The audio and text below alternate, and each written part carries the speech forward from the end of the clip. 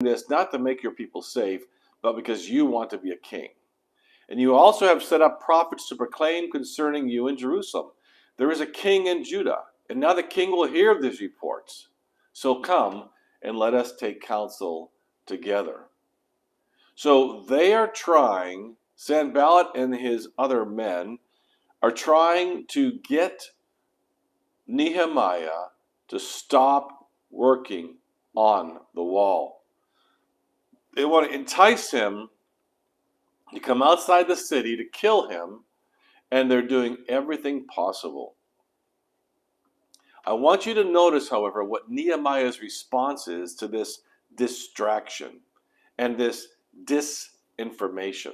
He says, verse 8, Then I said to him, saying, No such thing as you say have been done, and you are inventing them out of your own mind. He calls him out. For they all wanted to frighten us, thinking, Their hands will drop from the work, and it will not be done. But now, O God, strengthen my hands. So the enemies of the Jews are yelling, of Nehemiah are yelling, Squirrel, squirrel, squirrel. And they're accusing him. You want to be a king. You're doing this to set up your own kingdom. But luckily, Nehemiah was smart enough to know that he was setting him up to be killed. Then they go even one step further, and they send a prophet to him. A prophet for hire, a mercenary prophet that you could pay to say something against your enemy. Verse 10, Now when I went into the house of Shemaiah the son of Delaiah, son of Mehetabel, who was confined to his home, he said, Let us meet together in the house of God within the temple. Let us close the doors of the temple, for they are coming to kill you. So he goes even one step further and tries to turn a prophet against him, to tell him, Go hide in the temple so you're safe.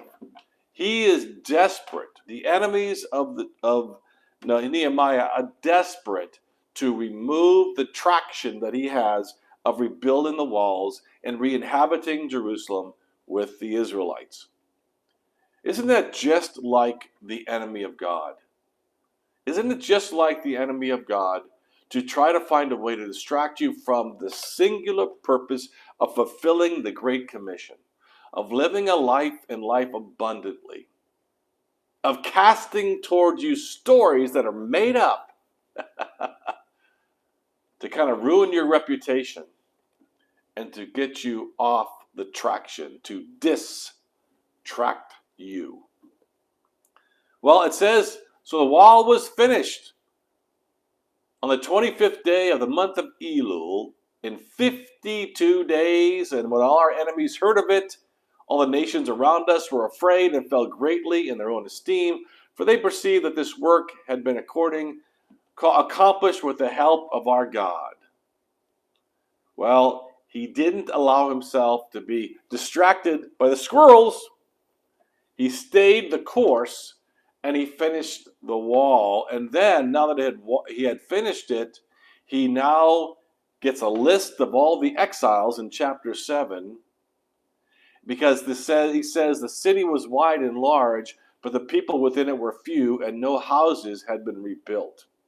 So now he built the walls, but there were no people living within it. So he identifies all the exiles. It says in verse 5 of chapter 7, Then my God put into my heart to assemble the nobles and the officials and the people to be enrolled by genealogy. And I found the book of the genealogy of those who came up at the first, and I found written in it, and he talks about all those who were in it.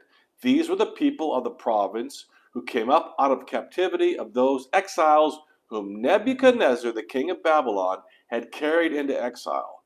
And they returned to Jerusalem and Judah, each to his own town.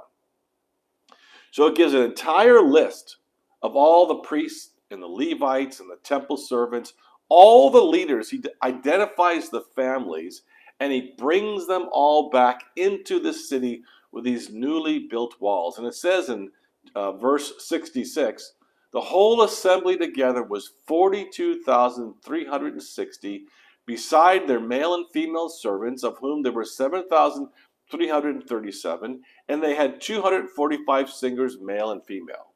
That is just under 50,000 people. It's a small city. So because he had finished the wall, because he didn't let Satan, the enemies of God, distract him, he finished the wall and invited the people back in, and suddenly, almost overnight, in 52 days, he builds a city with 50,000 Israelites. It says in verse 73 at the end of the chapter 7, so the priests and the Levites, the gatekeepers, the singers, some of the people, the temple servants, and all Israel lived in their towns. And when the 7th month had come, the people of Israel were in their towns. What is the moral of this story today? The moral of this story is expect the unexpected. When you are an ambassador for Christ and living as a kingdom person and doing kingdom work, the enemy will distract you because distractions cause distraction. It gets you to look this way, look that way, forget what you're doing, hide in fear, and the enemy will even make up stories about you, tell false truths about you, all for the singular purpose of making you forget why God created you, the preferred destiny of your life. Well, if this helped you today, what do? You hit the like button on the top, you share this video with your friends, and we're going to continue and finish the story. And we're just so thankful that God has a purpose for our life. And as Nehemiah kept to the purpose and did not allow the distractions to ruin the goal, perhaps we should start doing that ourselves. What has God asked me to do? How has He asked me to do it? And let me not allow the distractions of life to make me look to the right or to the left, but to do what God has called me to do. How much better would we feel if we lived that kind of life? Well, God bless you all. Love you all. Share this video, and I will see you tomorrow morning at what time? That's right, 7:47. I'll see you then.